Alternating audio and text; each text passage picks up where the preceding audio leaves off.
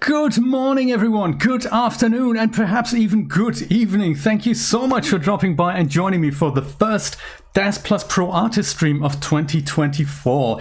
It's in a new setup that I will be starting what we colloquially know as Season 3, because we've been doing it for 2 years. Can you believe it? DAZ Plus Pro Artist Series has been going for 2 years. This is the 3rd year that we're doing it. And before that, I started streaming about a year before that. So I've been streaming for DAZ for 3 years. This is quite amazing. Oh, now it's too loud. Let me whisper X201. Maybe this is better. It's wonderful to see so many of you. So it looks like autofit is a really popular topic. That's what we're going to be talking about today. So I hope your 2024 has already started very nicely. Thank you, Changeling Chick. I really appreciate that. Good to see you as well. Changeling Chick is here. Mr. Jeff is here. Zero Calvin and Julia and Dragonate are here. Those are my moderators for today. Super nice to see you. Forgotten Lectures is here. Trevor Hancock is here. Just to shout out a few of you. Nico is here. Good to see you, buddy. Good to see you. And have I forgotten people? X201 we've had. There's a lot of people in the chat. Say hello if you want. Brash Fink, for example. Thank you. Thank you so much for letting me know. If you do have any questions about basically anything in DAZ Studio, just shout them out in the chat. I will keep half an eye on my new setup. Will allow me to do that much nicer than before. So before that we've moved. That's why I'm in a new premises, and it wasn't far away. It's just the house next door, but it now allows me to have a much nicer streaming setup, so I can have a better look at your chat and you know what else is going on. For example, you know, buffering and stuttering, which is what we don't want to see. So let me just have a look at what we're going to go through today. So it's all about autofit and some of the tips and tricks that I can give you. So I'm assuming most of you already know what autofit is, but just in case you're not familiar with it, it's a technology quite advanced inside DAZ Studio that allows us to fit clothing from older generations onto the current generation or onto another generation of Genesis figures. And the good news about that is that it's very easy to use, but sometimes it doesn't give us the results that we're looking for. And that's what I want to talk about today. I think the autofit is something that has been in DAZ Studio since, I think, Genesis 1. I think you could fit Victoria 4 clothing onto Genesis 1. And with every new generation of Genesis, we've had new autofit technology, and it's been improved ever so slightly. In fact, let me go and load something, and then we can go and play around with that just as an example here. So if I go, I'm just going to use the dev load here as the gray character. We're going to use real people in a minute, but just so you know, let you in on how to get auto clothing going and how it's meant to work. Usually you have something, just the base figure is a good example. You have something under wardrobe, and if you have this little box ticked here in the bottom left corner, you will only see stuff in smart content. You will only see stuff that actually fits this figure. So in our case, it's all the Genesis 9 clothing. So all the older generation clothing isn't actually gonna show up here. For that, you have to disable this checkbox. So first of all, that's how you show up older clothing. And I've got quite a few of them here. Let me just try the restaurant waitress uniform for Genesis 3. And I'm just going to go and put the top on here, the waitress shirt. So if I go and double click that now with the Genesis 9 figure selected, it'll go and pop up this dialog that says, hey, you've chosen to fit an unsupported item to the figure. Would you like to try to convert the item to fit the figure? And that is, you know, the classic auto fit.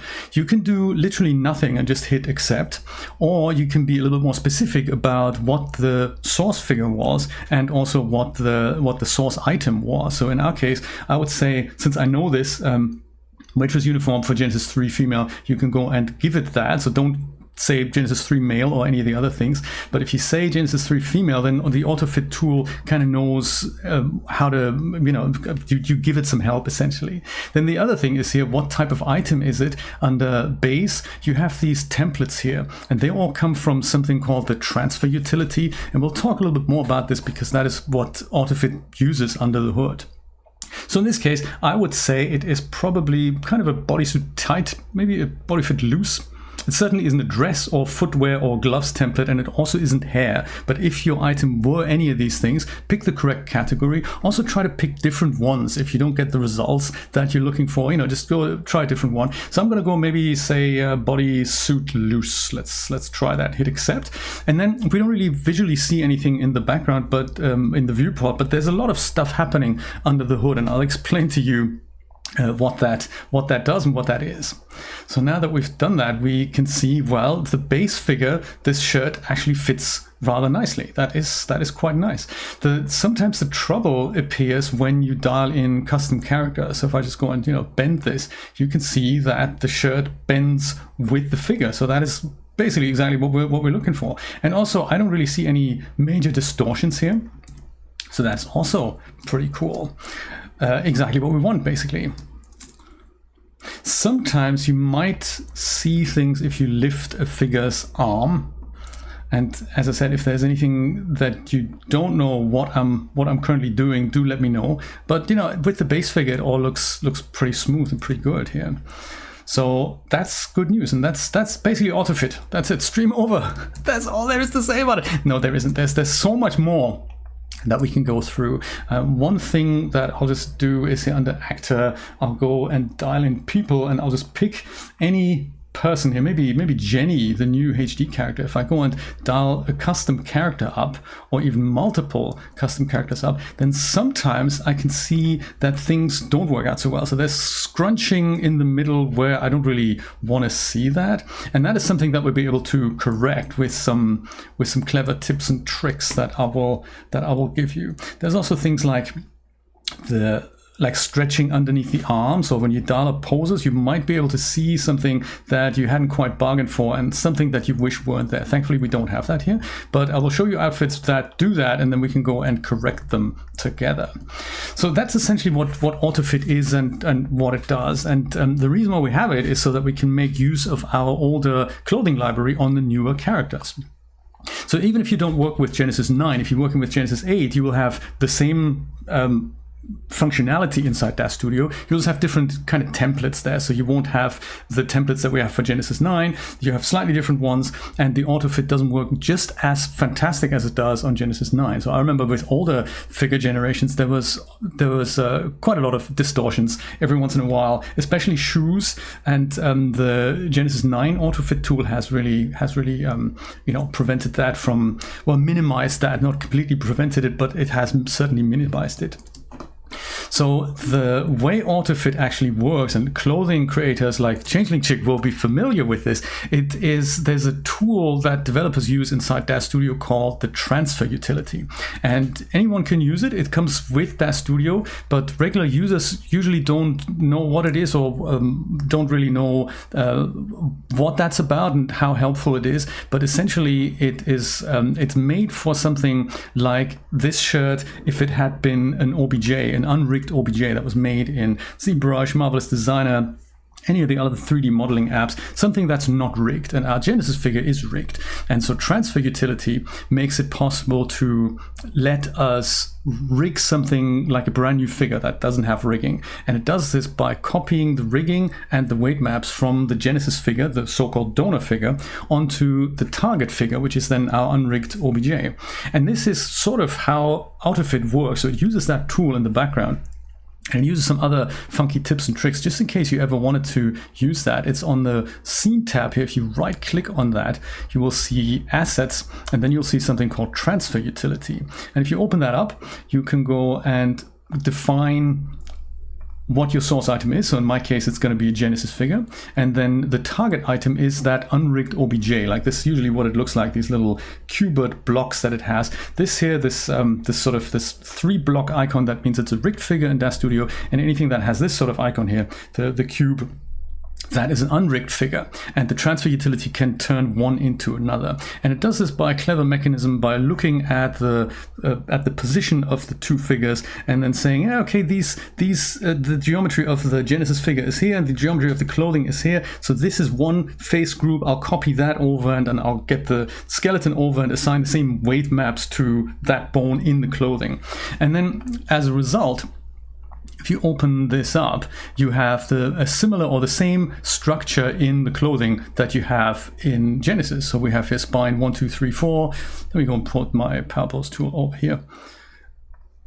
So we've got spine 1, 2, 3, 4. This is exactly what we have in the Genesis figure here. Hip, spine 1, 2, 3, 4, and so forth. And then if you had done this with a different generation, then it would follow that generation's skeletal hierarchy. So far, so good. So the thing with the transfer utility is it's a little bit pernickety of how you use it, and clothing creators know all about this. And what we must always do is run it on the base character of the Genesis figure. So it can't be run on a custom character, for example. That just doesn't work. It's not designed to do that. It has to be the base character without any morphs dialed up, and only then will it run.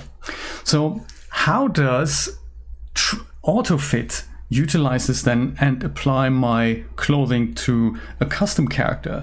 That is an interesting one, because if I were to dial something up like Carmen, just as an example, and if I go and load myself another piece, or maybe the same piece of clothing, while we're at it, let's go and do that again.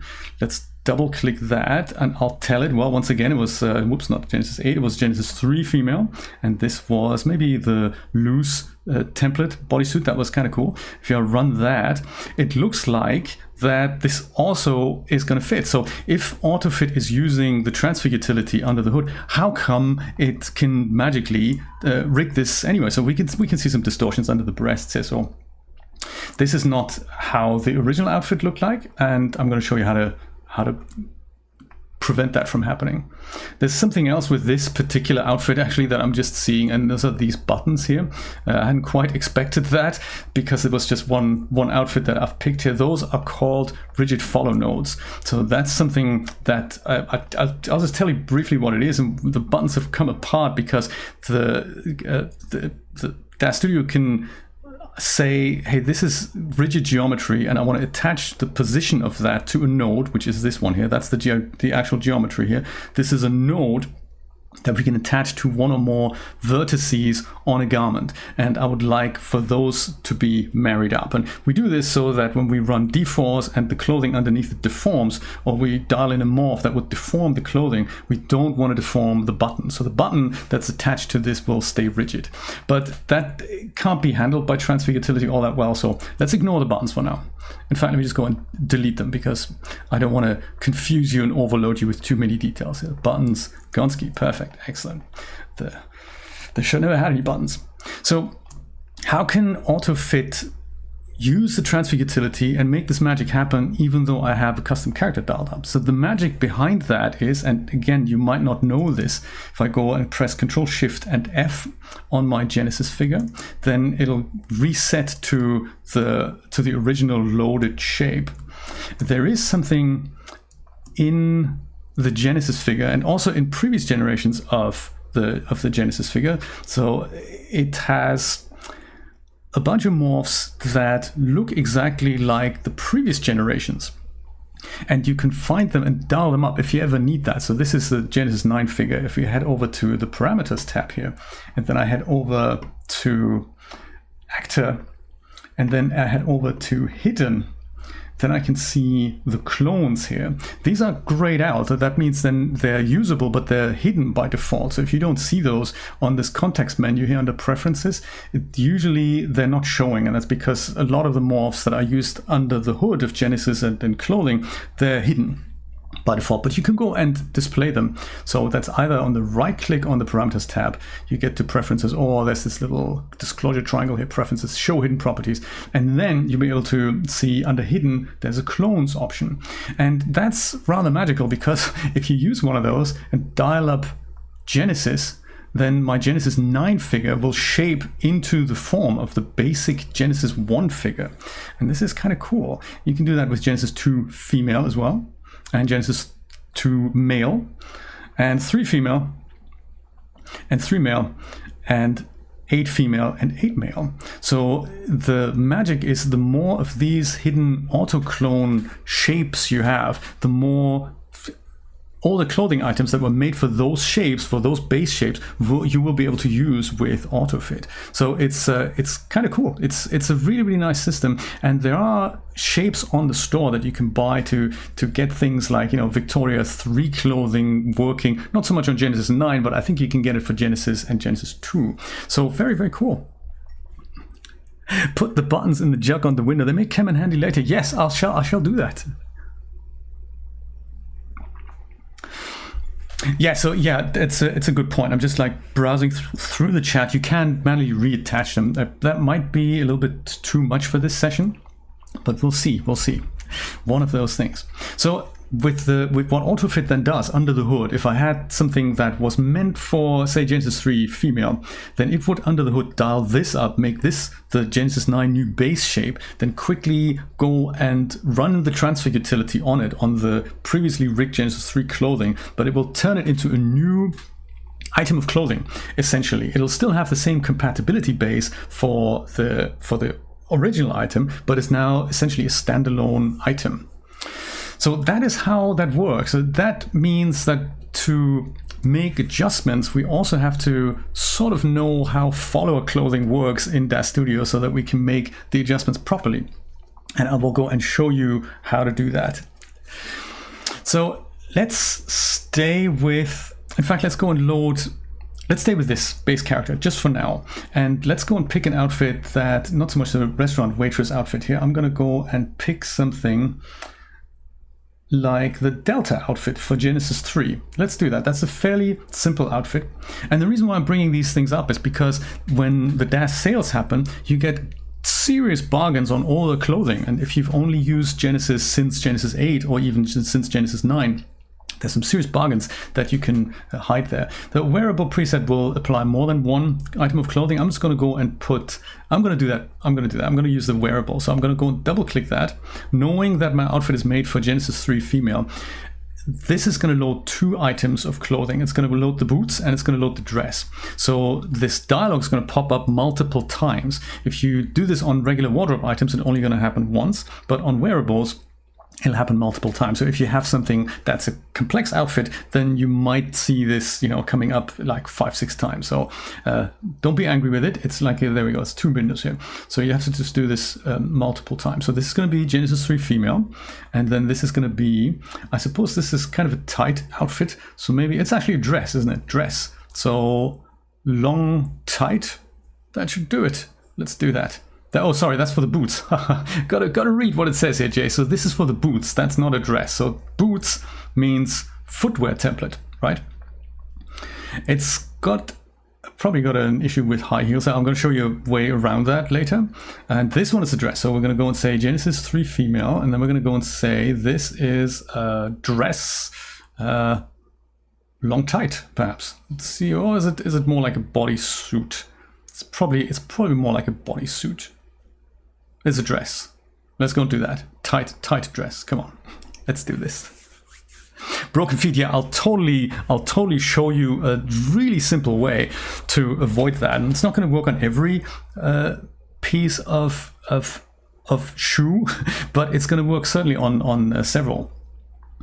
So let's deal with that in a moment here, but to go and focus on the dress. So the first thing that I spot is that we have this triangulation bit here, and that's not good. So that's something that the tool has introduced and we don't really want to use it. It's going to go, I can see a little bit of under breast crinkling here. That is also not fantastic. If we go and look at the arms here, we can see that sort of is trying to work out okay. But if you look closely at the texture, we might see some distortions here. Probably even better if you see this in wire shaded. We can see some stretched polygons here. So I'll show you how to avoid these things and how to correct them. They might not be noticeable, so only correct really what is noticeable in your scene. But there's two other things that I need to tell you about. And just in case you don't know this, if you apply clothing to the Genesis figure, it is often, there is something that is called the smoothing modifier. You may or may not know about this, and it's not every item of clothing has it. If you head over to the parameters tab with your clothing item selected, you head over to mesh smoothing, there's this thing that sometimes is there. If the option isn't there, smoothing isn't enabled. But what that is really is a collision detection between the figure that you tell it, like in this case the Genesis figure, and the item of clothing. And it can provide some poke-through protection for you. So if I switch this off, we can see that geometrically the figure is changing a little bit. So this might be more obvious if you have, see this part here, it takes a moment to calculate and then it just goes and pops this into place. So it improves the fit in particular here on the shoulder. It doesn't do a perfect job, but it certainly does a better job than this, especially if you look at it with the wire texture shaded. So this is what it looks like without smoothing, and this is what it looks like with smoothing. So it certainly does something. But if we wanted to correct it, we have to switch it off and then, you know, make the change that way so that the smoothing modifier doesn't have to work all that hard. So that's number one. If you're not sure where issues are coming from, switch off smoothing and just have a look at what does it look like without smoothing, and that is how you spot huge issues often. So then the second thing that we see is that most clothing, again, not all clothing, but most clothing has a subdivision surface modifier applied here. And that is under the parameters tab under mesh resolution. And that is here under resolution level. High resolution means it's applied. And then if you switch this to base resolution, the modifier is being taken off. And what this does is add additional geometry that isn't in the base geometry. It just subdivides it on the fly. And that means there's more rounded corners. And you'll see, like on a sphere, it doesn't look edgy anymore. It looks like perfectly smooth. But once again, that plus smoothing, you've got to switch these two things off to really have a better indication of what is actually going on. So if we switch both of these things off, you can see this massive edge here. And so that isn't great. See, this is what the geometry actually looks like now that AutoFit's gone to town. But because the two things were enabled here, we didn't actually see them all that much. So this is what's been smoothed out on the fly. So very important to know about this. Switch this off to make that correction. Yeah, so that didn't work well. There's also this triangulation here. That also didn't work well. There is actually a product by Sickle Yield called the Detriangulator, and that can get rid of this if you don't want to use external 3D tools for this. Even though I do recommend you learn those, because it really makes a difference of how you can, what adjustments you can make with your scenes.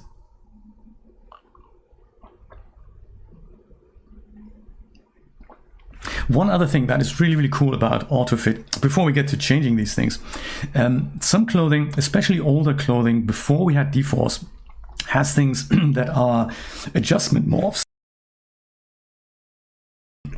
Sorry about that. Adjustment morphs, and they are there to improve the fit of a figure. So especially before deforce, there was always something that was poking through, like, you know, collar, and when the figure is sitting, and the waist, or especially if you have multiple items of clothing, maybe the top would intersect with the trousers and stuff like that. And it all looks great on the base figure, but the moment you use a custom character, it's all, you know, it's all a bit difficult.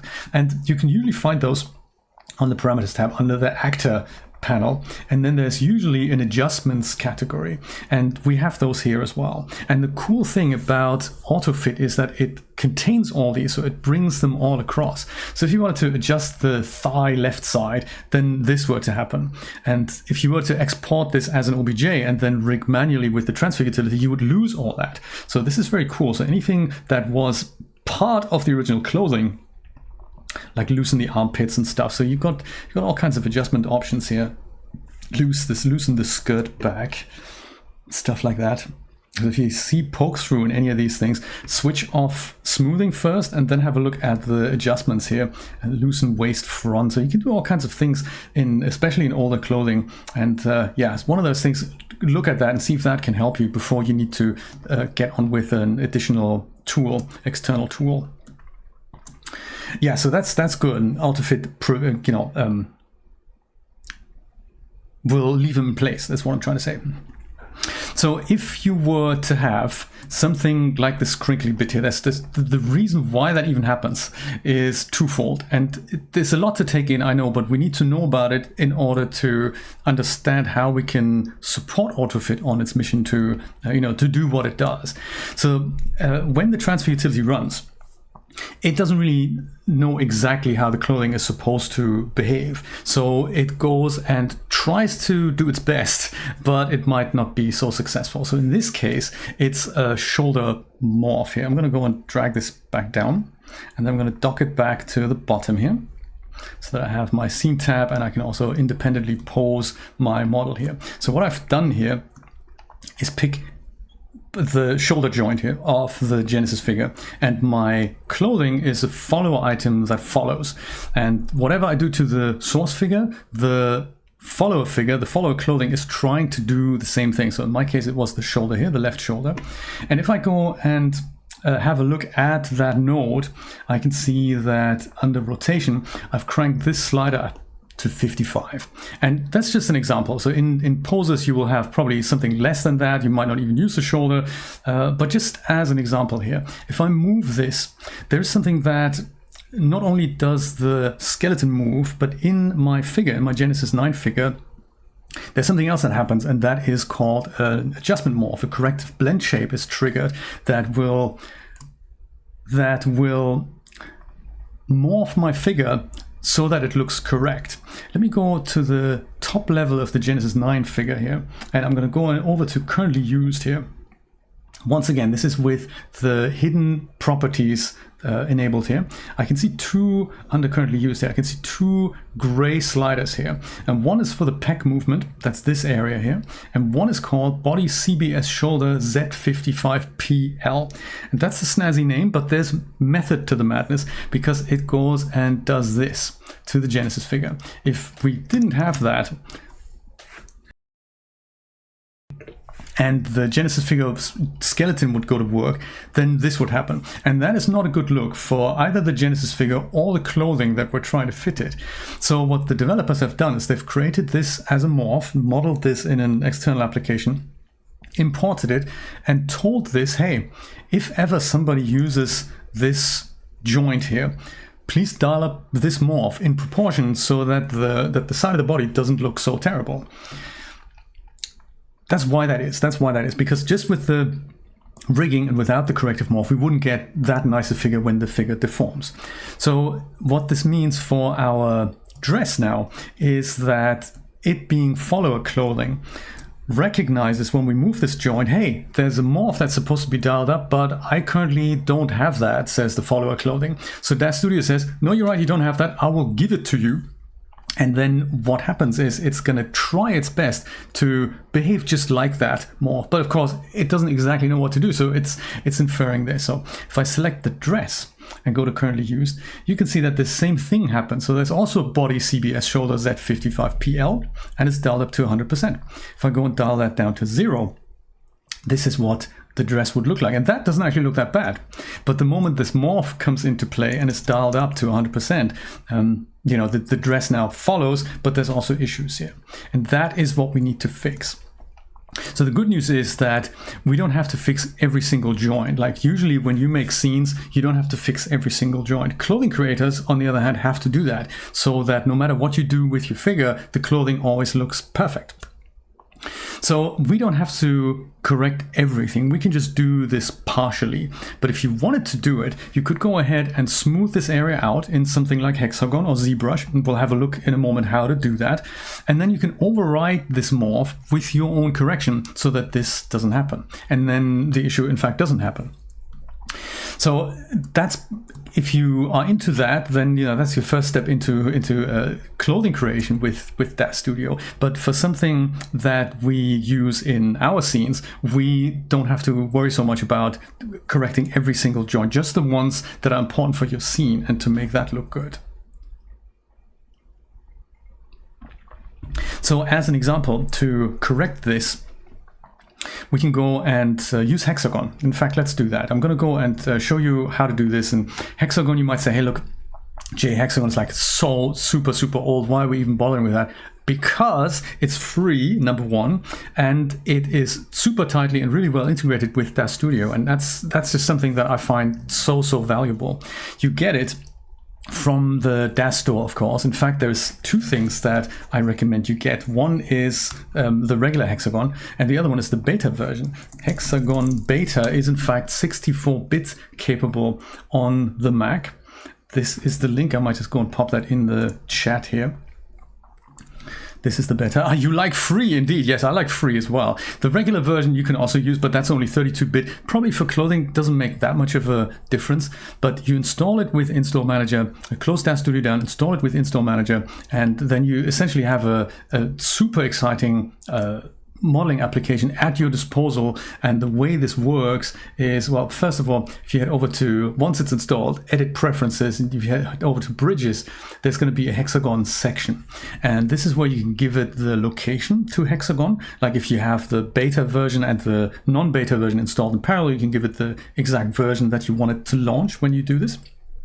And the second one is that there's this options dialog here. I believe the default is set to basic, but if we set that to advanced, you'll be able to override certain values back on import when you get the correction back into DAZ Studio. And that is really valuable. So set that to advanced and give it that location. And you only have to do this once. And then you can go over to, with your Genesis figure selected, so you want that as a reference. You give it that, and then don't select the dress, just select the Genesis figure, and everything parented underneath that will be sent over. And then you go over to File, Send to Hexagon. There's also a little icon that you put on your taskbar that you can work a little bit faster that way. Everything is better when it's free. I totally agree.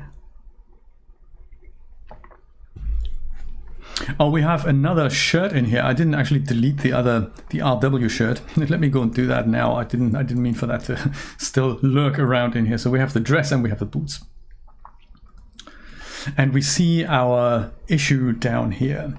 So the way Hexagon works is very similar to DAZ Studio. Alt left click and drag in the viewport to move around. Alt right click in the viewport to move around. Also, you know, make that full screen and looks a little bit better. And zooming in with the mouse wheel goes and, well, zooms in. It's where you zoom depends on where your cursor is. So if it's here, you're zooming into that corner. Sometimes if you're not used to that, it's weird, but as you become used to that, it's actually a really helpful navigation tool. So the reason why I like Hexagon for these types of fixes is because we can, down here, we can select the item of stuff that we want to change. So not the Genesis figure. In our case, it's the dress. And you can see here, this is called object selection mode. So right now we're not editing anything. This is just selecting which object we want. So it's going to be my dress here. And then in order to enter into edit mode, if you're familiar with the Blender paradigm, you can go and select either of these three, or rather four options here. The first one is select faces. That's the one that I usually use. So think of this as edit mode. You can see that the color changed a little bit, and as I hover over my garment, I can see that I can now select polygons here. If I go and select the first cube again, then I'm selecting my solid object, the dress or the figure, but I can't make any changes to any of these objects. So enter into that, and then you can either pick a vertex and then make adjustments that way if you wanted to change the fit or something, or, and this is what I really love about Hexagon, you switch over to the UV and paint section here. And then down here we have, in the midst of many of these other icons, so there's three sculpting brushes that are simple, but they're so effective. I really recommend you look into this. These three, there's the soften tool up here. It's the first one that's a bit white, so there's like a lot of blue ones here that have to do with UV editing and all that. But the first one that's a bit white here, that's a good thing to remember. That's the soften tool, and that's something that can smooth these things right out. There's also a pinch tool that'll do the opposite. That'll do something if you have, if you wanted to emphasize a crease, if you wanted to put something like make something creasy or emphasize that, then that's good. And the third one is the inflate tool, and that makes something, you know, bulge out. So this is nice if you wanted to sculpt out, if you have something where clothing is intersected with the figure. and you wanted to sculpt that out, and you can either use the inflate tool for that, or you can click a vertex and just literally pull it out with the regular vertex modeling tools. But let me go and use the soften tool here, select that, and then the options here change a little bit. And you can also see that we have a bit of a cursor that is now appearing on your figure. Now, if you're using Hexagon for the first time, you might see like thousands of cursors being drawn over one another, and there's a trick of how to avoid that. So let's go and oops, I think I've just pressed the button accidentally. Left click and drag over this area and see all the issues literally magically disappear. Is this cool or what? So all default settings, so you do this and all your crinkly madness has gone away. And that is extremely cool. And it's, you know, it's completely free. So it's basically an extension of DAZ Studio. I've added a little bit of poke through here. This is where the inflate brush comes in. So once I've made a correction here, you're supposed to say accept. You don't have to. If you switch to a different sculpting tool, it will do that for you. It just takes a moment to do that. So you hit accept to lock these changes in. And it takes Hexagon a moment to calculate. And now you're back in vertex selection mode, essentially, until you then select another brush or the same brush again, like say if the inflate tool, just to demonstrate that. If I go left click and drag over that, that change is just, the issue is now disappeared. Is that magic or what? And it's completely free. Did I say it was free? Because it totally is. So that's, you know, a change made, and we're going to go and make several more changes as the session goes on. Let me go and hit accept once again. Wait for Hexagon to complete its thing, and I'll go back into the object selection mode and send my change back over to. It's free, right? Yes, and I'll send my change back into DAZ Studio. Actually, while we're here, let's go and get rid of the triangulation issue here as well. That's another one that we would use the soften tool for. Little bit of patience.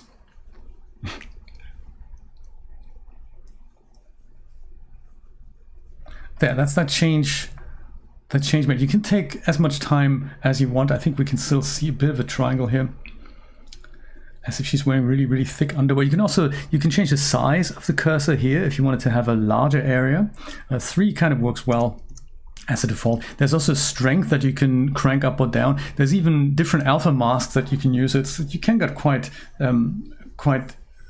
specific with this, but you know, don't worry about this. It's defaults work really, really well for these quick fixes, and I would say go and practice this time and time again, and then eventually it's going to become second nature. Look, I tried to change back into object mode. It wouldn't let me, so I have to go and say accept to lock my changes in. It's one of those Hexagon things. And then you go with the dress selected this time, not with the Genesis 9 figure, with the dress selected. You head over here, File, Send to DAZ Studio. You can do that via a little icon as well. I'll talk about that in a second, so that you literally have a one-click solution back and forth. And then when this comes back, Hexagon is going to go and give you this dialog now, and that's the advanced options. If you didn't have that, you wouldn't be able to override this. If you're familiar with the morph loader tool, it's exactly the same dialog in here, and it has exactly the same options. So if you know what this is all about, you know what to do. There's 2 things that are important here. Well, 3 things that are important. The first one is the name of the morph. If you don't do anything else, it's just going to be called Hexagon morph, and that's not very descriptive, so you can double click in that and call it something like shoulder fix just for now. And then you'll have a slider with the name shoulder fix. So this is going to become the name of the slider. Then on the reverse deformations here, it's set to no by default, and that's going to work okay for basically no situation. You should always set this to yes.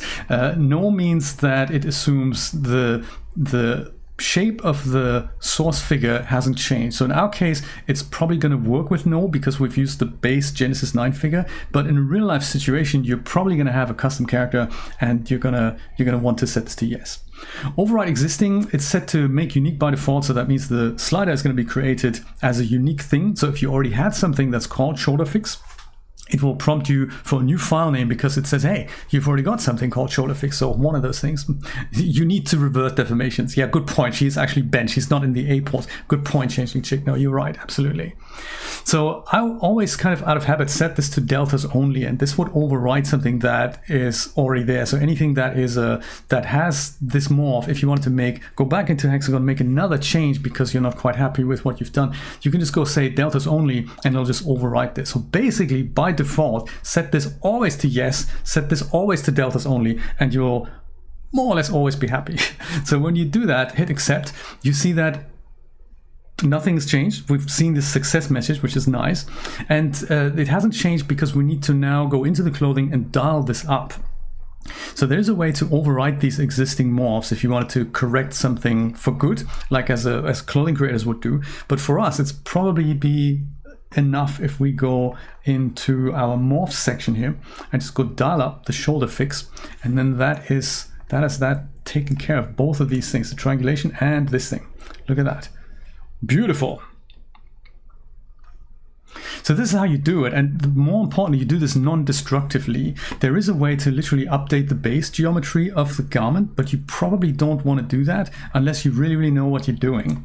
So the only one thing that I would say about these sliders here, you can group them together. So you might not want to have them in morphs, and you might not want to be able to do this like a -100 thing. You might want to go and click on this under parameter settings, that's that little gear icon here, and just set the minimum value to 0, and then you can't dial that into the negative anymore. So that's quite practical. I find that quite nice.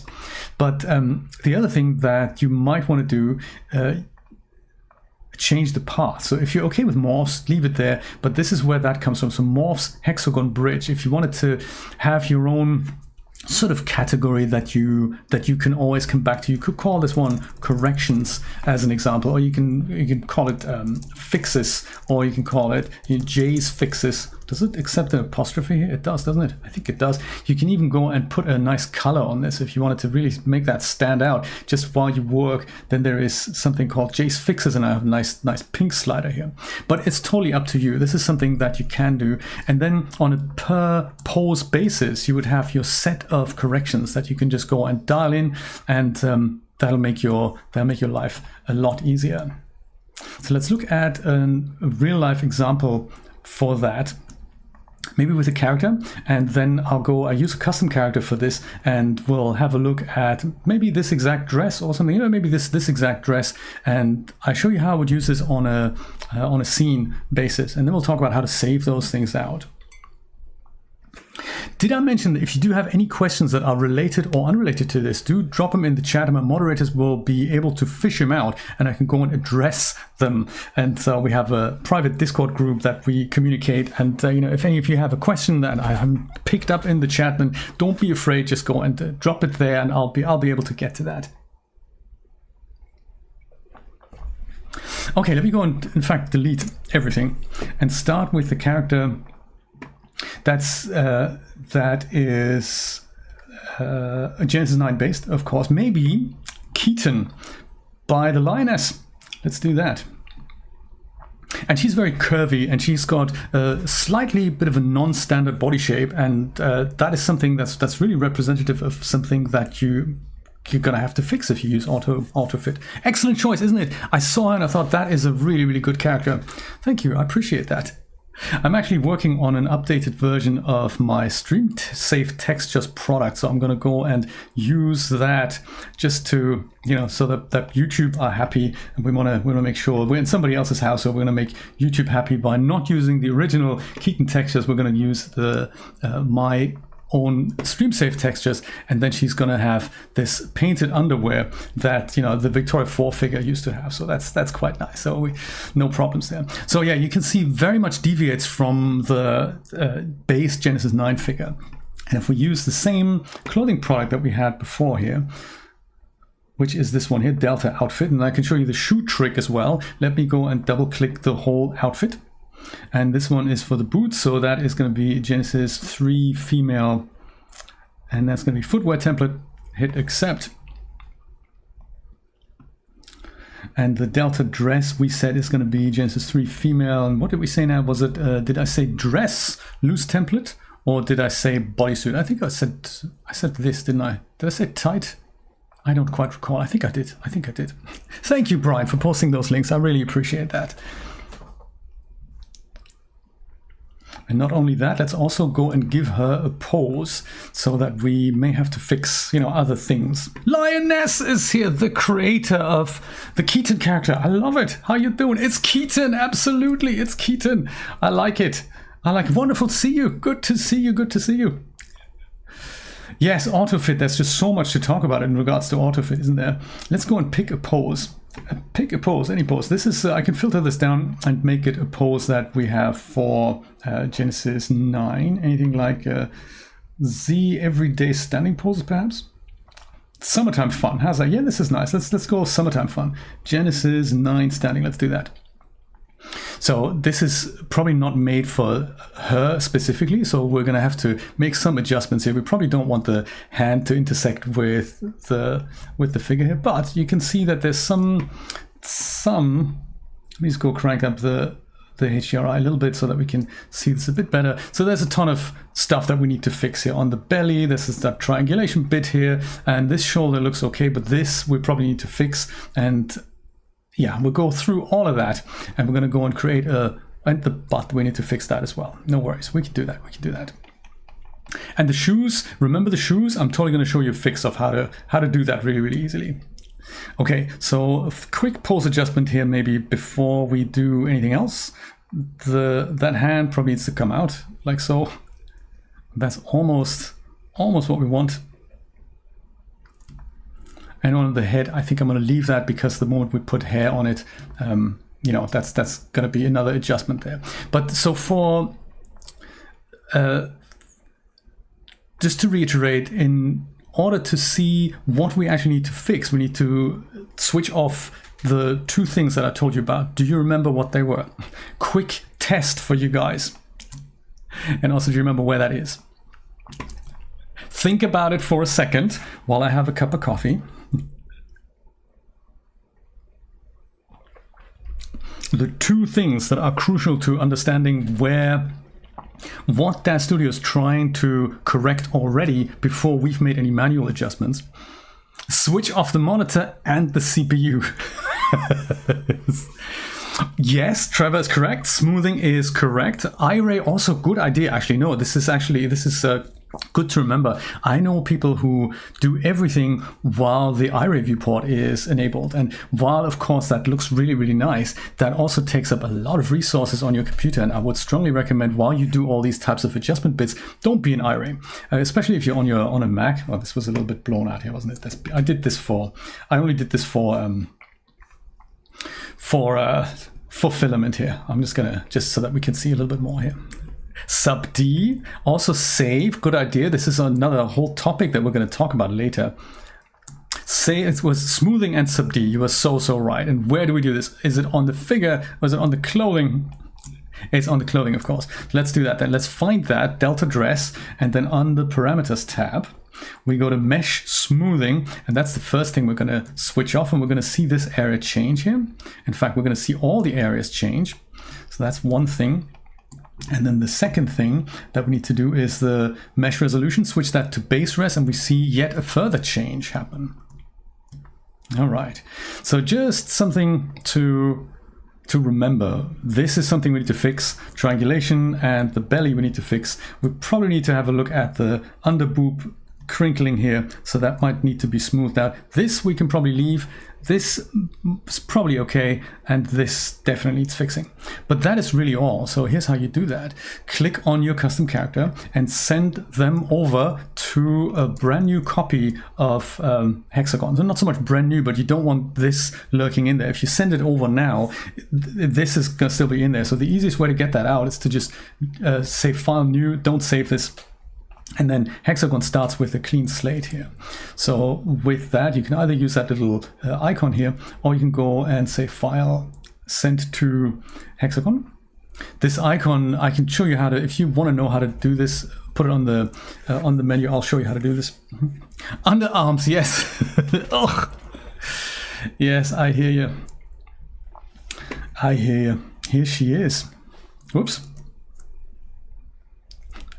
It's such an old framework. I really like that it still works on Windows. Mac users, it's such a shame Hexagon no longer supports the latest Mac OS versions. It is one of those things. It's a shame.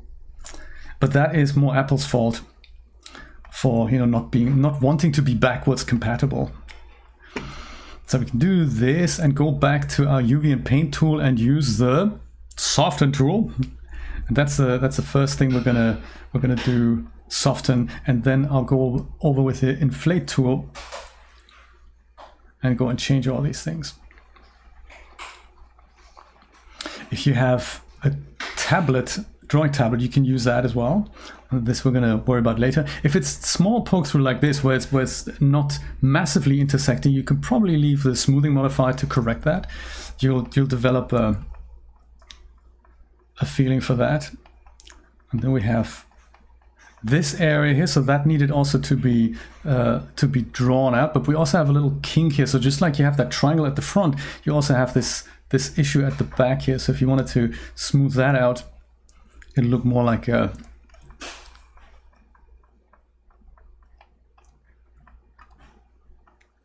clothing. And then of course this here, where the geometry just falls in on one another. There. And then if you want to be creative, you can do all kinds of other things with this as well.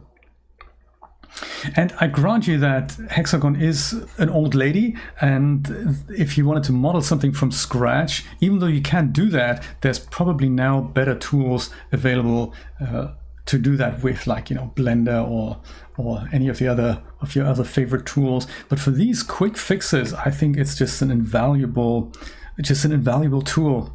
Hit accept to lock these changes in. I'm going to go over to the Inflate brush now and go and dig these things out. I think I might go and increase the size there a little bit. If you leave it smaller, then you can be more accurate. This is probably easier to... Oh, there we go. That'll do the trick. And now I need to go back to the smoothing brush in a minute, because we don't want that bulge coming out here.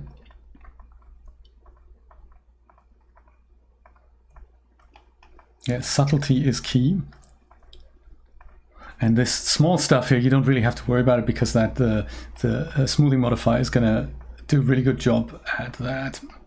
And if you had something like ZBrush, then of course, that's going to be even easier to do. ZBrush is also extremely well integrated with DAZ Studio, but ZBrush also costs quite a bit of cash. So I forgive you for saying, hey Jay, I really can't / don't want to afford that. That's, I totally agree.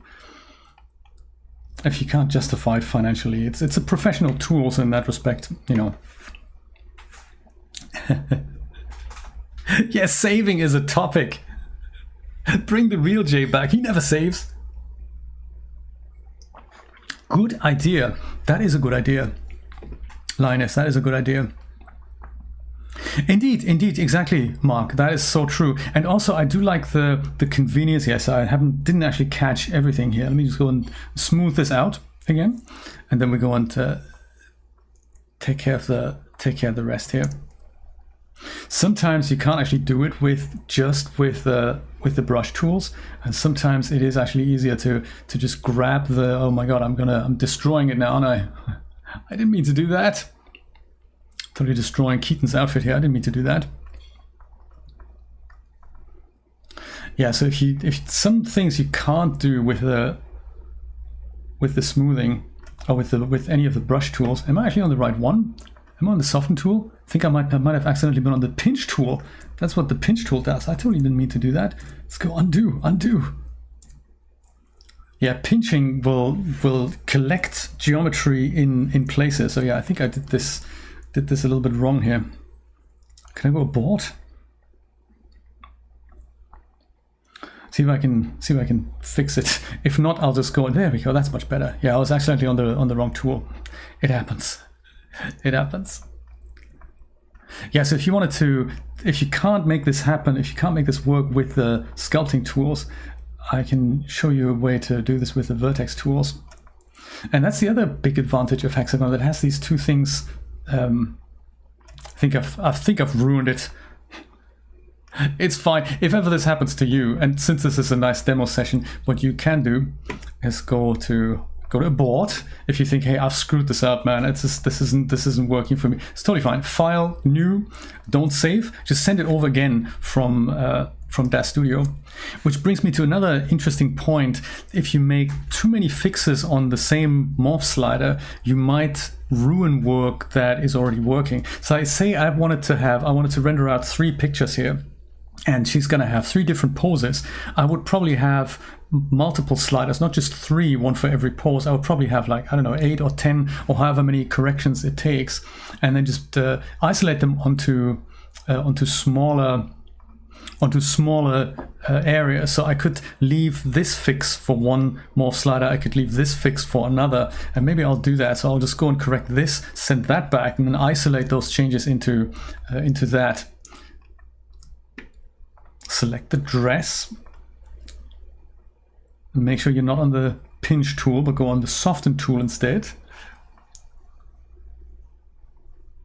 And then also we get a bit of practice with the dialogue here. And let's say this is that, and then maybe I'll just lightly brush over this area, just because we're sort of in there. So if you were with the vertex tools here, now that I've clicked accept, you could also go and just select the face here. And then soft selection is this magic thing that doesn't just let you make a change to a single face, because who wants to do that? Sometimes you have to do that. And you just knock down the radius a bit, like to 0.5 maybe. And then this whole area that's now indicated in red, you can just left click and drag that out, just like that. So if you don't want to use the sculpting tools for that, or if you can't use the sculpting tools for that, that's also a nice little fix here.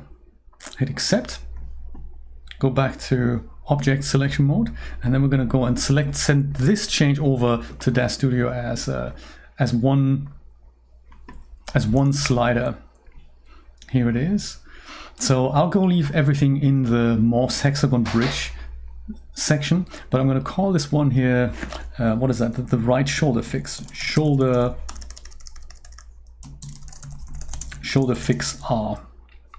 And then reverse deformations, make sure that's set to yes. You have to right click that word, by the way, in order for that dialog to come up. And then override existing doesn't matter because we don't have one. And that's the first change here. Perfect. And now that is fixed. Beautiful. Now we can go and fix the back bit and then the front bit. And then we'll have 3 different sliders for that. But the thing is, changing chick, there's so many cool tools in there that are really, really hidden. Like these brushes are just invaluable, and I don't know, it's just one of those things that has completely eluded me until about a year ago.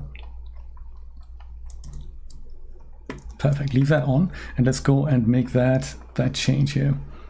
And when I discovered that, I think a viewer brought this to my attention. He said, no, Hexagon has brush tools. And I said, what do you mean brush tools? That's insane, really? And when I looked at that, I was thinking,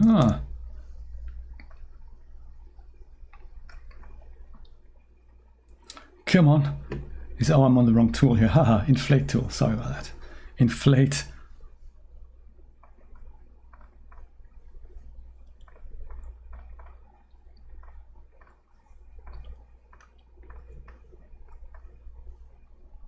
And I've overinflated that. So sometimes inflation isn't great. I mean, not in Hexagon or also in the real world.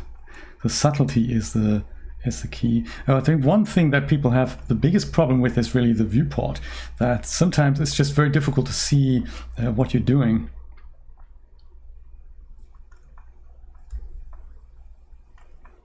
Let's say that's the back fixed here. I don't want any bulges here. This little bit of poke through, I think the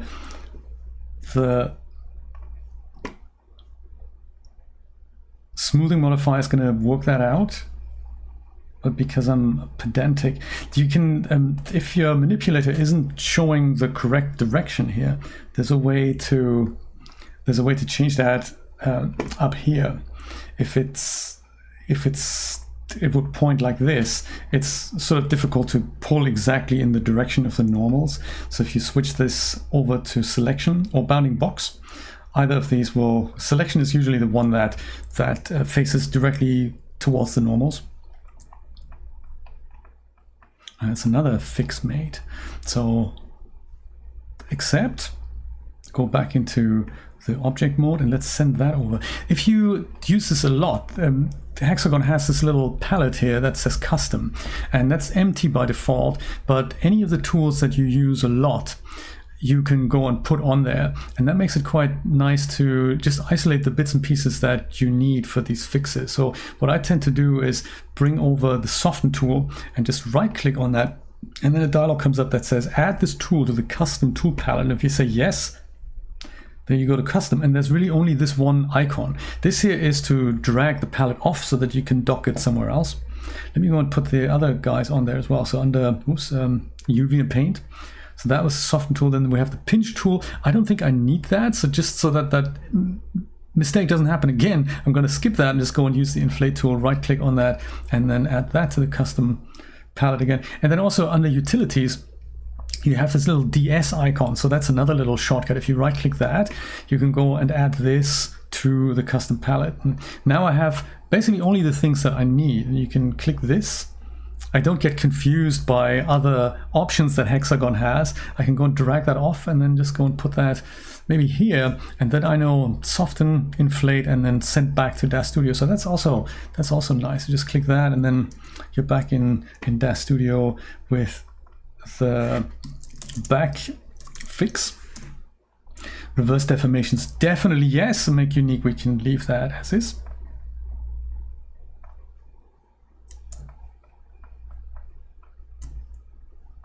And here's another back fix. And the cool thing is I can now go and dial these in independently from one another. And that is really nice because it means I can, if you had another pose where the back is fine, but this area still distorts, you might be able to use this morph just for that. And it's also non-destructive. That's quite nice. Let's make one more fix here on the front. Let's see if I can make it happen this time. What's a VPL X201?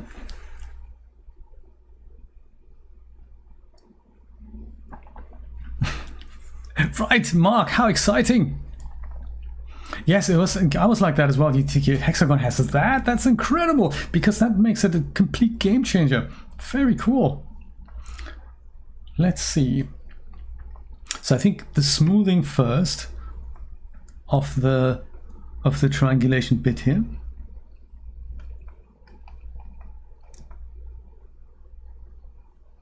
Let's do that. Soften this up. I think patience,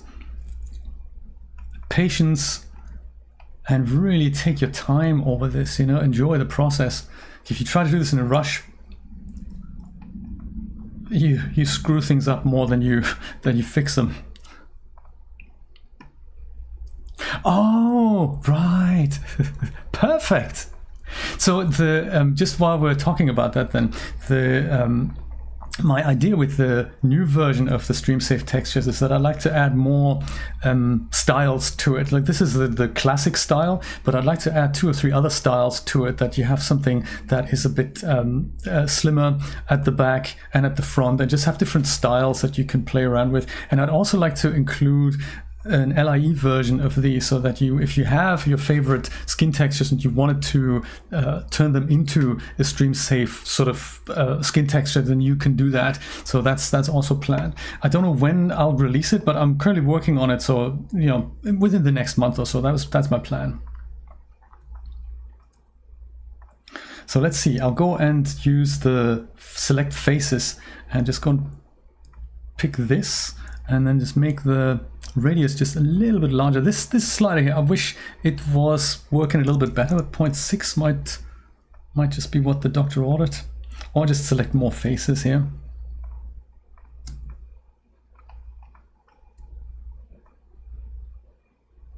Oops! Oh, I'm on the wrong figure. I'm not on the dress. So sorry about that. I was manipulating the Genesis figure. That is totally not what I wanted to do.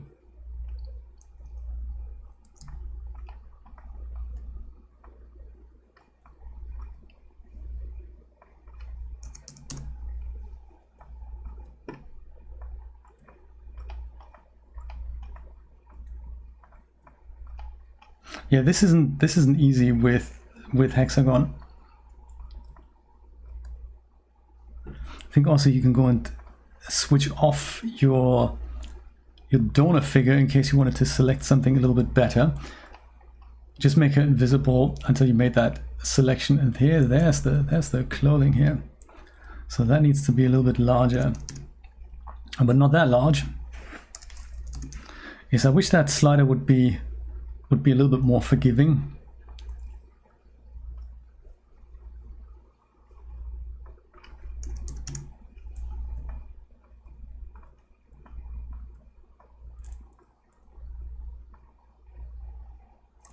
Yeah, this is tricky. I might go and set this to something really low, like 0.1, but then select several faces along this way here. There's a way to select this and then shift select this, and there was a way to select anything in between here, but that might not work with the face tools. So it might work in edge mode. So that's another option that you have. You can try to use select edges here. If you select one edge, shift select another edge, and then click between, then you can get that in between edge there. It doesn't really matter if you're using faces or edges or points. It supports it all. And this sort of thing is a little bit easier with things like ZBrush here. But I think with this and then a little bit of smoothing, I think.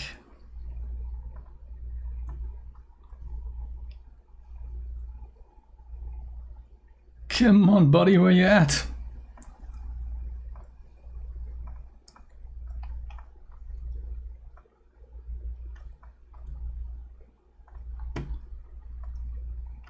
If you frequently switch between faces, edges, and points, there's also this option here, just in case you didn't know, this auto select, and that means when you hover and you happen to be on a point, it'll select the point. If you happen to be over a face, it'll select that, or an edge, it'll select that.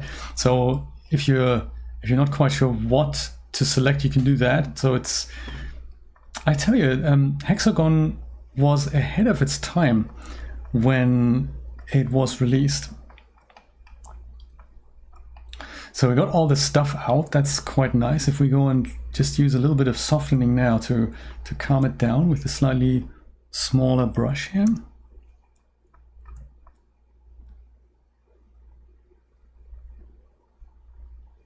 And then let the smoothing modifier in Dash Studio take care of the rest.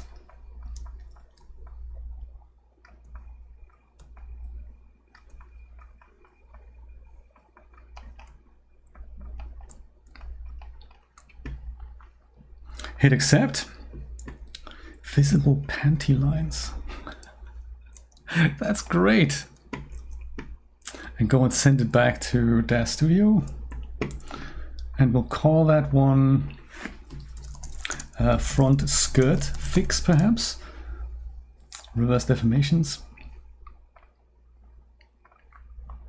And then we dial it up and we've isolated the problem. So there's still a tiny bit of poke through here, but as I said, if you go and switch on your dress and you go to general mesh smoothing, you switch the smoothing modifier on again, now it can work properly and do its job. So now when it only has small things to fix, then we're all happy. And the great thing is that I have 3 morphs now that I can fiddle with. There we go. So one other thing that I wanted to bring to your attention is how do we save this? And saving morphs is a little bit of an advanced topic in Dash Studio. And in this case, you got to be aware of multiple things because we've used AutoFit, even though we had the dress in our library. And usually when you save something that isn't auto-fitted and you just do something like file save as scene, and I'll go and put this, let me go and put make a new folder on my desktop, and I will call this. Sometimes my computer takes forever to create folders, And then what I have to do, if he does that, I'll have to go to options here in my Explorer and just go and clear the File Explorer history. And then he becomes relatively fast again at that. But because I didn't do this before I started the stream, it's still taking a little bit of a time. So yes, a save. Well, let's do that, Jeff. Let's totally do that. As soon as my computer is back alive here, you can save the whole scene file. And if you do that, everything with the scene file will be saved. But oh, there we go. That's nice. So let's call this one. What should we call it? Stream conversions. Right, let's call it that maybe. Stream conversions, let's do that. If you do this, pick a folder that isn't on your desktop, put it in a proper location, put it in something like Dropbox, something like your documents folder, something that you can easily find again. Put it somewhere close to your existing DAS library, because when you save these things out, you can save out your auto-fitted clothing, and then next time you just go and bring it in with these morphs that you've already made. I'm going to use this one, stream conversions. I'm going to go and save this as a scene file. I'll call this one Keaton with fixed dress, right? Just so that we know what that is. If you do that, everything in the scene is going to be saved. So including the morphs, including everything that's in here. But also notice that the scene takes a little bit longer to save. And if you look at the size of your DAS Studio file, stream conversions, here it is, you'll see that it's 90 megabytes. That is relatively large, considering that if I had an item that isn't auto-fitted, it would essentially go and it'll be like a few kilobytes, because all DAS Studio really does is say, hey, I have a character, so grab that from the library. I don't save the character, I just save a reference to the character, or 250 megabytes like in your case, yes. And the dress, well, I'll also grab that from the library. That's just, you know, a little entry there, and that's that. But with this here, it would have created a brand new item, and that isn't in the library. Even though the original is in the library, what we're using here is not the original anymore. That's important to understand. It does not reference something that's in the library. As such, all the morphs that I've created here, they are also now just part of my scene file and not part of the library. So there is a way to get this into the library, both the clothing as well as my morphs. And if you want to reutilize your clothing, you can also save that out. And I just wanted to show you how to do that. So it'll be beneficial to keep your scene file small, but it'll also be beneficial for reutilization. So for that, you also need to have an empty folder, and I'm just going to use the same one here, stream conversions. As I said, it doesn't really matter what you do with it, but make sure it's in a safe position. Like my desktop isn't safe. I wipe my desktop time and time again. So if I want anything important on here, don't put it on the desktop. So if you wanted to, you need to tell DAS Studio about this folders to keep it together. You don't have to have it on a per project basis. You just have to have one that you can save all your conversions into. And to map that, you use the content library, and then here on the DAS Studio formats, you right click and say add base directory, and then you use your folder, like my stream conversions folder. And then when you open that, you have this folder. That's where my scene file is. I've just saved that in there. So you can do two things. You have to save the morphs and the dress actually in your desktop is 4 screens wide. My goodness, Jeff, that's crazy. You have to save the morphs and the converted dress separately. Let's start with the dress. That is the scarier thing that will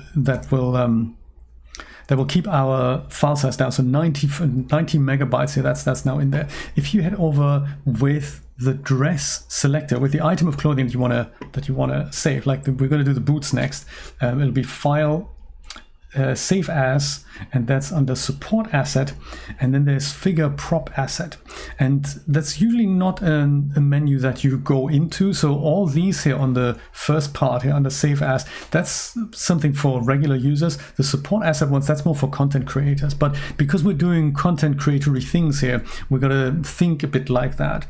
So we're gonna use the figure prop asset here, and when we do that, you gotta give it a location. So I'm gonna go and you could create the similar hierarchy that DAS have and people clothing here. So you could do that if my computer can do that fast. So you could go and say people, and then in here you would go and say clothing, and then, or converted clothing, something like that. And then another one would be Genesis 9, because maybe that's what you want. But you can also just put it into the top directory. It doesn't really matter. This is just for, you know, for us and for you to find this again. So if you have like 12 outfits, you might want to put all of them in a different folder so that you can find all the related items to it. So this one was called, what was it actually called? The Delta Dress. Delta Dress G9. That's what I'm going to call it. And if I go and save that, then this dialog comes up. So the vendor name is something that you can set as, you know, as you. So I'm going to go and call that maybe Javers Lewis. Then there's a product name, and this is something that will be that's the product might have several items to it. So the product would be a Delta Dress G9, and the Delta Dress would be like just the Delta Dress, whereas the boots would then be the Delta Boots, but they're all part of the same product, that sort of thing. So in my case, I don't really want to separate that out. I don't want to sell this outfit or anything. It's not distributable or anything. That's not what I want to do. What I want to do is give myself a kind of fictitious product name that I can use for all my converted products. So I'm going to call this one just conversions. That's my product name. And then the item name, that is the one that I now want to go and save out. So this is now going to be the Delta Dress G9, I'll call it. The content type is in fact a follow wardrobe dress. That's correct. Category isn't set. We can do that. It'll be, oops, it will be a wardrobe, and then it'll be dress. The set compatibility base is what else is it compatible with? Like if you had texture expansions. Thankfully, because this was an existing dress, the compatibility base already exists, so I don't have to do anything here. I know that the older texture, like the older material presets, will be still compatible with your item if you set it like that. And the compatible with is in fact Genesis 9 base, and that is also correct.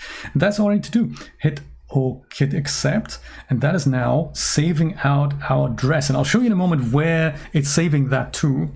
And then I will go and save my scene file again. And you will see that it is no longer 90 megabytes in size, which is nice. You really do want 6 displays, don't you, Nate? I hear you, buddy. Let me go and save this as a scene file in the same folder here. Keaton with fixed dress v2. I'll call it. And if I do that, I'm sort of expecting this file to be a little bit smaller.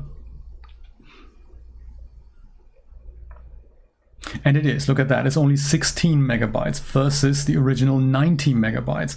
And this happens because DAZ Studio has put the geometry description into the data folder. Let me show you where that is. I go into data, and then I go into Javers Lewis, because that was my my vendor name. It's now in conversions. That's sort of my product name, Delta Dress G9. And here it is. There's morphs and UV sets, and this is the actual geometry here. So all these things go together, and DAZ Studio can then reference this, and it doesn't have to save this every time because it's data that that doesn't change. Morphs is another thing. So that was our dress save. Now technically we need to save out our correction morphs that I've made here, and just remember where they are. So in my case it's morphs hexagon bridge. You can change it, of course. I gotta do a second save out of this, which is save as support asset morph assets, and that will open up a similar crazy dialog. And I'll choose my asset directory at the top here, which is the one that I've created. So make sure this isn't your main DAZ library or anything. It should be the one that you've created, because it is that data directory where things go in. So vendor is fine. Product name, I can call this one conversions as well. But then down here, now it gets a little bit tricky. You can go and open morphs hexagon bridge and just select all these 3. Those are the ones that I've made. If you've put them anywhere else, select them there. You can save them one by one. You can oversave them. If there's something that you've corrected, you can go and oversave that. Hit accept, and wow, you have, my God, how, that's huge. That's huge. Do you know, I had two 27-inch screens once, and they were just too large for me. I basically shrank down because I was doing this all the time, but that was not comfortable for me. So I'm using deliberately smaller screens because it does my neck just the biggest favor. But it could also be that if you're sitting far enough away from them, 42-inch, you know, obviously becomes much smaller. So one of those things. So there, if I were to save the scene again now, then it might go even smaller because all those morph targets have now been separated from the scene. Yeah, but that's how you basically save those things out. Let me go and show you how to fix the boots. This is another kind of content creatory trick. The boots, or anything that has to do with high heels in AutoFit has problems, and it's just, you know, time and time again we see this flat feet or flat sort of shoes.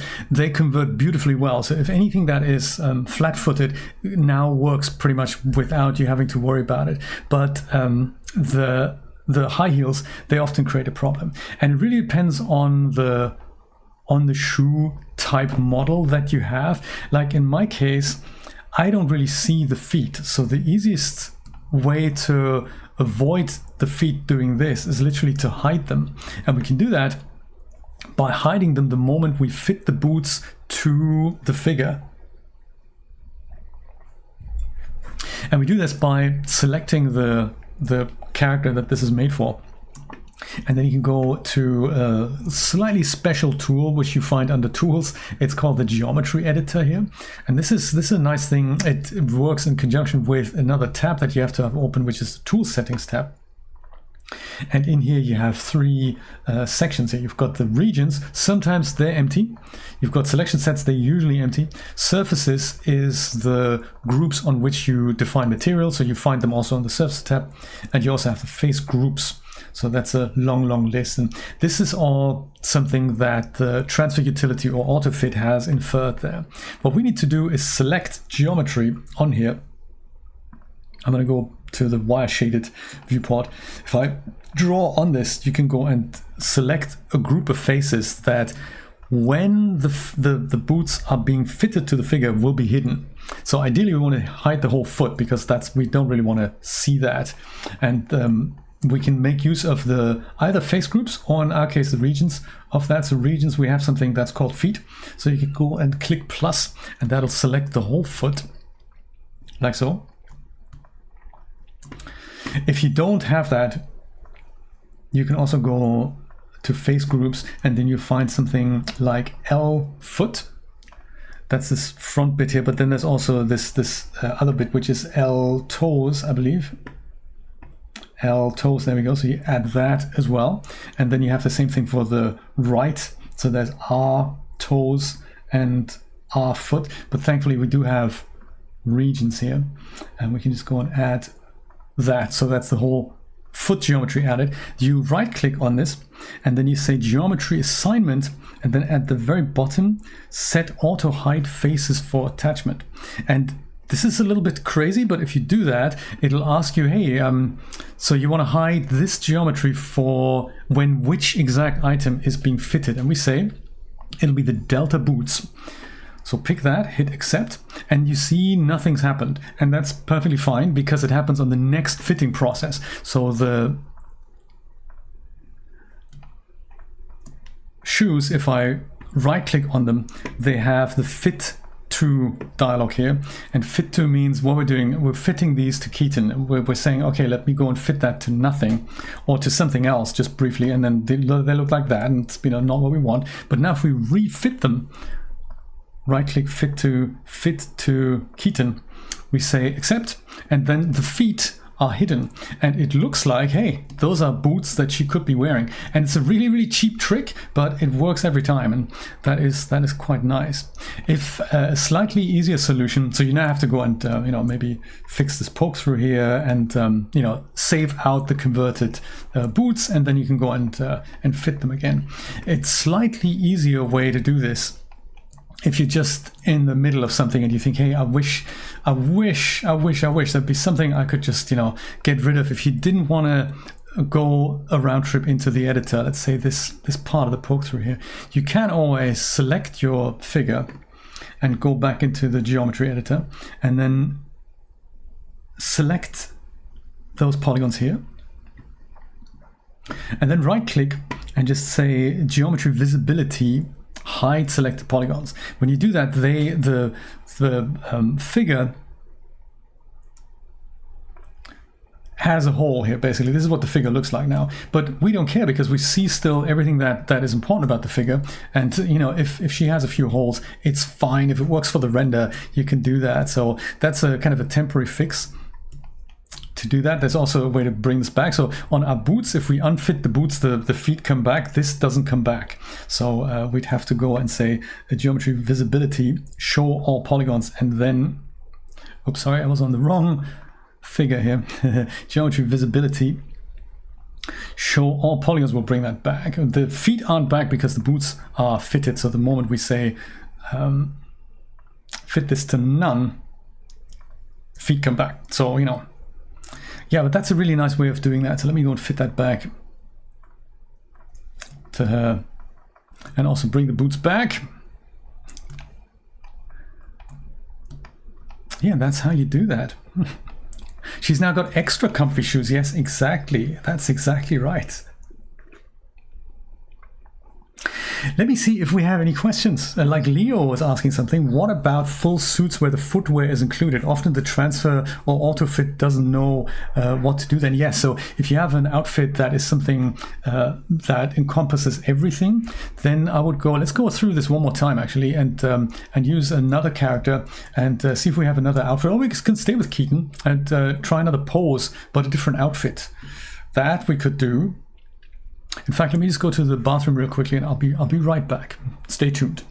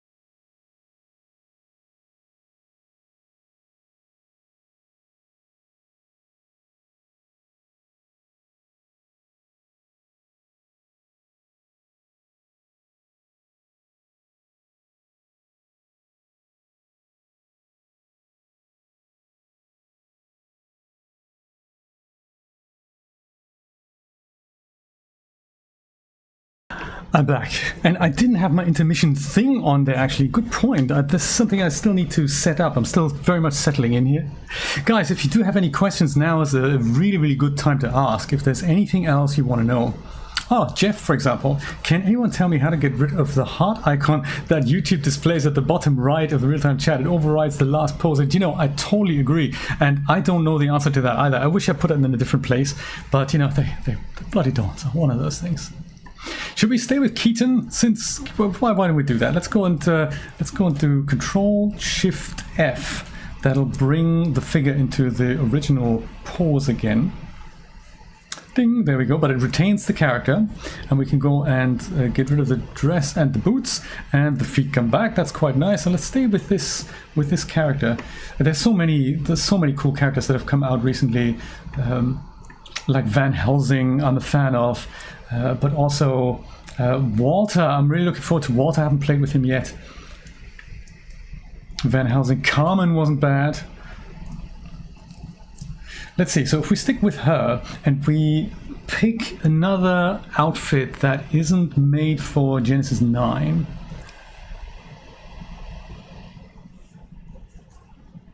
Do I have something that is more like we could fit a Genesis 8 item like this one here, the suit collar dress. That's for Genesis 8. We could use that. Or we could use this one here, Japanese school uniform. This one is from the Genesis outfit. So seriously old, but the great thing about this, you can sometimes pick these things up for free, and that is just beautiful. If you can snag that up and you can have a little bit of knowledge of how to put proper materials on, you can literally replace them and use iron materials. Let's do that. So we've got two different things here this time. We've got the uniform itself and we have the shoes. You just got Walter? I thought so too. I wonder if Walter is going to get a female companion. I wonder if he's going to get somebody, you know. Right, exactly. Nothing to be upset about. I think YouTube's okay with these. YouTube likes this. It's happy about that. School uniform. So yes, the Jeff, if it is something like a full body outfit, there, not a geoshell. Geoshells are difficult, but if it's a full body outfit, you would go and say something like the bodysuit, loose and tight. So loose are the ones that are a bit more baggy, and tight are the ones that are almost like a like a shrink wrap. So in this case, it's still going to be a dress, I think, and it's probably. Let me try loose dress, but it'll be like loose bodysuit. That would be that. Let me try dress loose and do that. Hair can also have problems. Shoulder length hair that goes over the shoulder, that can sometimes have a problem. Right, so I gotta say, like, out of the box, really not bad. Yeah, breasts we correct, but there's no arm poke through so far. Slight bit of triangulation here and there.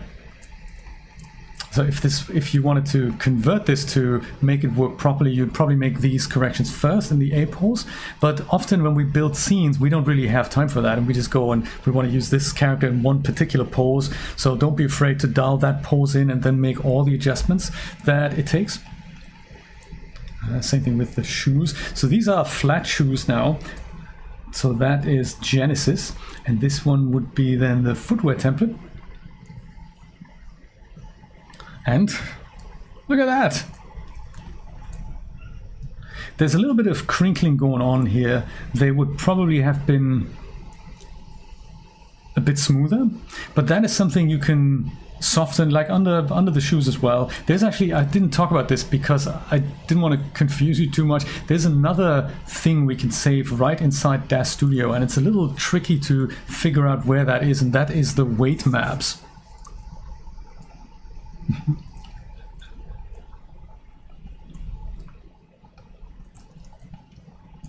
So funny, guys. Yes, that's the weight map. So weight maps are the things, it's really difficult to explain. You have the rigging. The rigging is a structure of bones, but it doesn't do anything. It just moves the bones like these guys here. We only really, as users, we only ever know these guys to move geometry, but by default they don't do that. So by default we have to go and tell this bone what face group it actually needs to move, and for that the face group needs to be defined, and it would have they attach this to the actual vertices of the geometry. They attach which vertex needs to be moved and how far, and there's a weight map that tells each vertex how much influence that bone has over each vertex, and they can have a fall off, and sometimes they're a little bit too harsh from a lot of influence to no influence, and we can smooth those out, and then that works a little bit better. So it could be that that is something we can have just a brief overview, and just because I was seeing this in the shoes here. And this is something that you do with a different tool. Actually, it's on the weight node weight brush tool here. This thing. It's also under Tools, Node Weight Brush, and then you have to go and open up your tool settings. And then on the first bone that you find after the top node, so on the top node, this will say blend weights. This is not what we want. We want to use the next one here, the hip, and then this changes into general weights. And now click that, and we see the hip bone has no influence over this. I'm going to put this to wire shaded like this. But if I open the hip bone up and I go over to the pelvis, this is on either side. Left shin, there we go. This is influence starting to creep up here. So red means a lot of influence, blue means less influence, gray means no influence. Left foot, we've got something here, and that's sort of okay still here, but where the toes are, we see a little bit of crinkling coming in. So you can also go look at the toes, and you can see that this here, this edge, that might be something where not a lot of influence and too much influence has a bit of a harsh corner, and we can go and use this smoothing brush inside DAZ Studio to fix this. So this might not always work, but it's something you can try.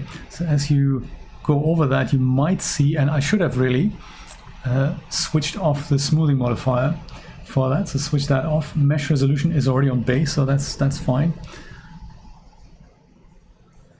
Left toes, that's something that works. You know, that doesn't seem to make a difference. It's worth trying, so sometimes you can minimize issues with this as well.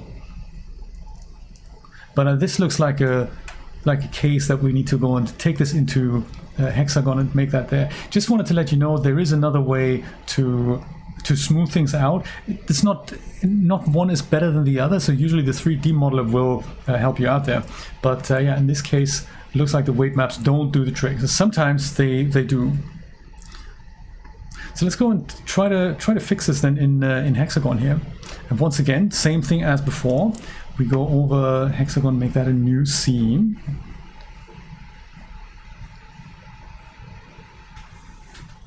Oh really? Stretch out to multi-screens does seem to lessen red-heartedness. I found the red heart a little bit difficult because on my old setup I was using an iPad Pro with very limited screen real estate to look at the web version of YouTube, and the red heart was literally cluttering up the last 2 lines of text, and it was very, very difficult for me to read that. So I hear your pain, man. I totally hear your pain. The Genesis 1 was a little different than the clothing that we had today. So we have those 2 things not parented underneath the figure, just so that we can make that happen manually. Just left click and drag that onto the figure. Not only does it tidy up your scene tree, but it's also important if you send this over to Hexagon. Otherwise we don't actually get to see the attached items there. So everything that's parented will end up in Hexagon. If it hasn't done that, then you'd have to either send it separately or just parent it beforehand, and then we get everything. Here we go. See if we can fix this. So this is on the shoes, and I think this might just be a job for our smoothing brush here. And yeah, look at that.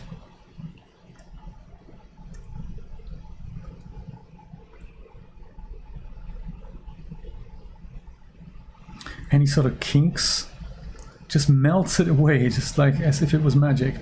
And what I really like about this is that sometimes when you make promo images and you just need to make these quick adjustments, you wish the clothing would fall slightly differently, some issue that happens that you don't want to show, you just pop it into Hexagon.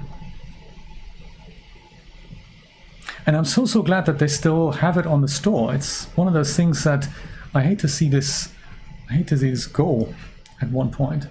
If you do now create any sort of poke through here, don't worry about it, because there's always your vertex tools that can help you out. Righty shoes. same shoe here. I might just go and fix both of them while I'm here.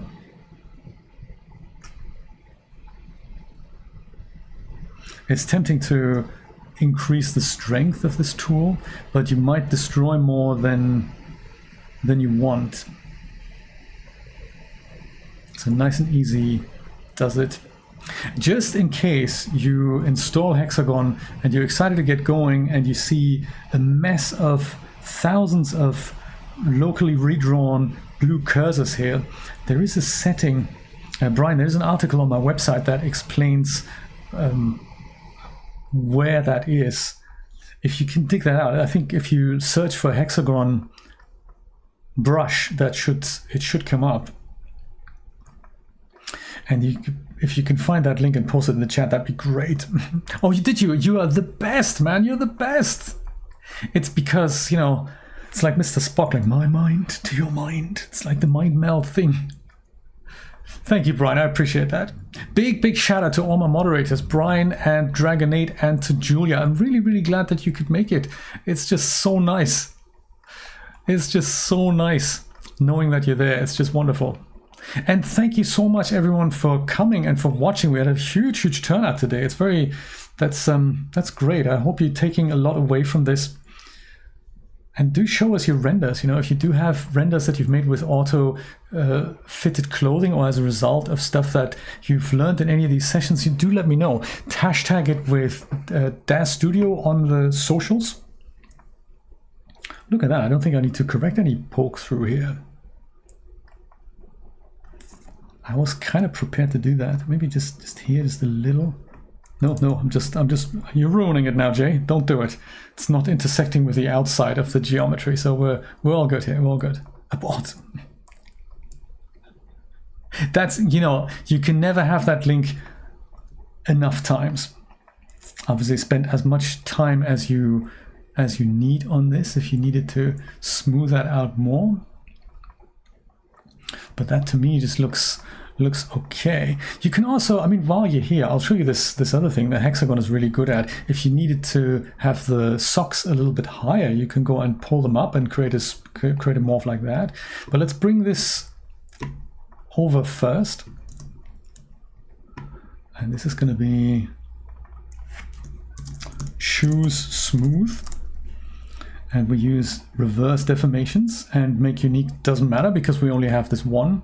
And we go hit OK. Notice also that there's no issues with geometry mismatch and all this. The bridges are really nice in that they go and help you do that. There we go. Before and after. So very nice. And this is something else Hexagon is really nice at. If you wanted to ever make a skirt longer or shorter, or like in our case here, maybe we'll use the socks. You can go and use, obviously pick the correct object here, and pick the edge tool, and then pick one of these, hello? Pick one of the edges. Doesn't want to do it.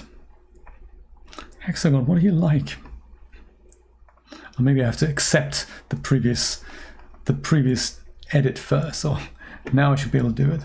Edges, now there they are. So you can select this, and then you can do a loop selection with this little button here, or L. L will do the trick as well. And then it selects this whole ring here, and we can go and do that again on the other side.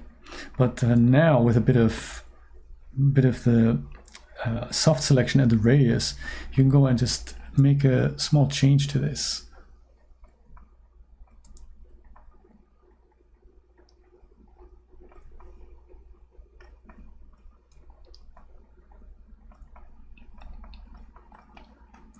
And this is also then the key to,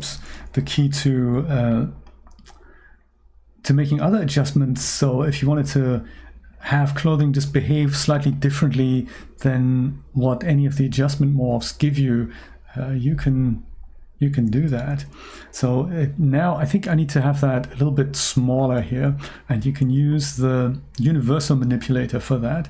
And just use the little guy in the middle here. Oops, Come on, buddy, you can do it. Let's make that smaller, and then work your way through the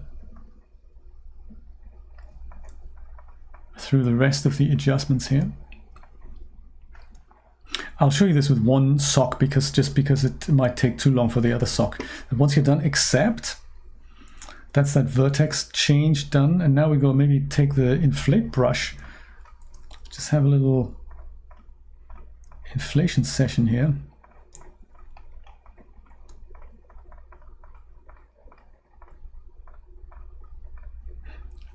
And then we go, that's also accept. And then we go a little smoothing pass here. And we have, whoops, it's a bit too much. We have happy little socks. Oh yeah, this here might also benefit from inflation here.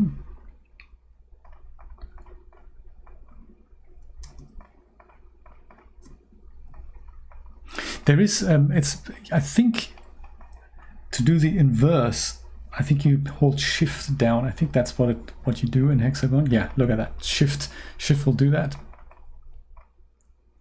So let's say that's our change. And it's not great up here, but you get the picture. You go and hit accept. You know, spend more time on it, and then go send it back to Dash Studio, and then call it sock left. I suppose it's her left up.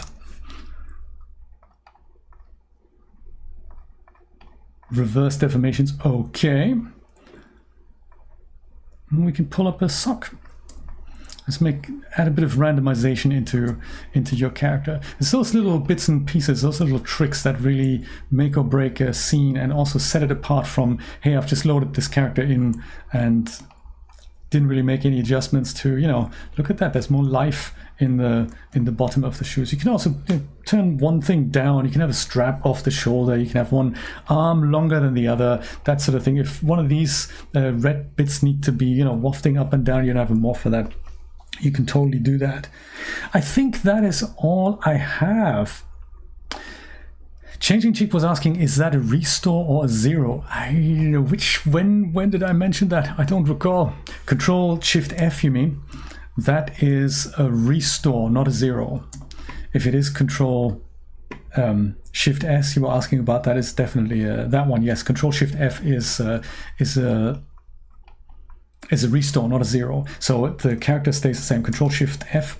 You can. It's a little awkward to press, so you can also put that. Oh, you have. Yeah, you can put that onto something, onto a different, like an F key or something. Like I have my F1 and F2 is always import and export across multiple applications.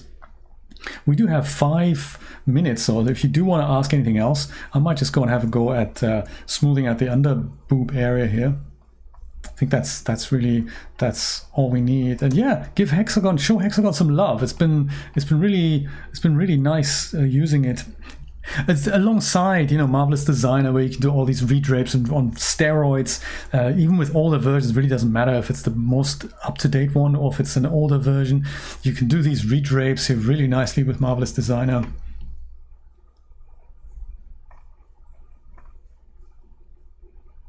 Yeah, this is always, if it clings, and it's not actually that bad here, I have to say.